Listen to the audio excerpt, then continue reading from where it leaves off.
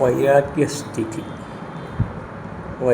స్థితి ఏ కోరికలు లేని స్థితిని వైరాగ్యం అంటారు. కీర్తి ప్రతిష్టలు భోగభాగ్యాల కోసం తాపత్రయపడకపోవటమే వైరాగ్యం అంటే.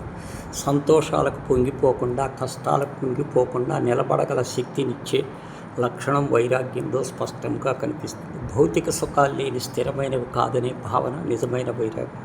రక్తి, భుక్తి, ముక్తి మనిషి ప్రాధాన్యం ఇస్తాడు. రక్తి కోరికలను, ఇహలోక సుఖాల పట్ల తాపత్రయాన్ని తెలియజేస్తే, భుక్తి తిండి తిప్పలు నివాసాలకు సంబంధించినవి. జీవితం గురించి పూర్తిగా తెలుసుకున్న కోరుకునే ప్రశాంత మానసిక స్థితిని ముక్తి సాధన కోసం విరక్తి కలగాలి. సాధారణ బంధాలు, ఆశల పట్ల అయిష్టత, నిరాసక్తత, విముఖత, వైరాగ్యము, శ్మశాన వైరాగ్యము, ప్రసూతి వైరాగ్యం గురించి వింటూ ఉంటాం. వాటిని అనుభవించిన వారు చెబుతూ ఉంటారు. అలాగే పండితుల ప్రవచన వాక్యాలు విన్నంతసేపు శ్రోతలు ఒక తెలియని వైరాగ్యభూతిని పొందుతారు. దీన్ని మంద వైరాగ్యము అంటారు.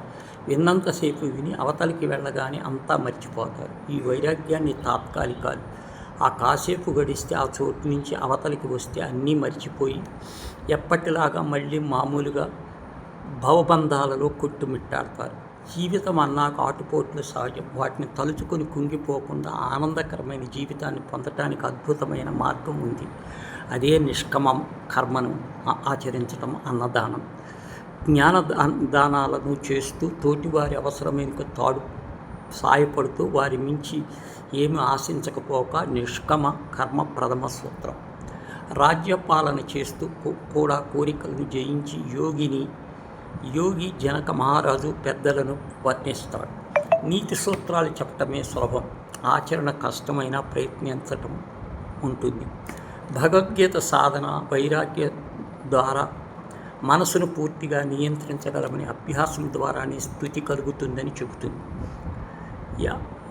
యాతి చెప్పినట్లు కోరికలనేవి అగ్నిహోత్రంలో నెయ్యిలా వచ్చి పడుతూ ఉంటాయి. పునరావృతము ఈ కోరికల వైరాగ్య సాధన శాంతిస్తుంది, ఉపశమనము కలిగిస్తుంది. శివపురాణ ప్రకారము అపరిచిత వేషములో వచ్చిన శివుడు పార్వతిని కొన్ని ప్రశ్నలు అడుగుతాడు. వాటికి సమాధానం పార్వతీమాత, సంపదలు అశాశ్వతం, జన్మ సార్థకత, వైరాగ్యం అత్యవసరం, దేహాభిమానం మోక్షానికి ఎప్పుడూ ప్రతిబింబకమే, అసలైన ఈశ్వరుడు ఐశ్వర్య విభూతి అని చెబుతుంది. షడ్వర్గాలను నియంత్రించుకోగలగటం, సాత్విక గుణం వైపు పయనించటం, ఆ తర్వాత నిర్గుణతత్వాన్ని పొందటం ఇవన్నీ చిన్న విషయాలు కాదు. కానీ నిరంతర అభ్యాసంతో మనిషి ఆ స్థితికి చేరుకోవటం, మహాత్ముడు అవటం సాధ్యమే. అలా పరమానంద భరితులయ్యే వారి కోసం సద్గతి ద్వారాలు తెరిచి ఉంటాయనేది అక్షర సత్యం. మనుషులంతా ఆ స్థితికి వెళ్ళగలిగే ప్రపంచము శాంతిమయము అవుతుంది.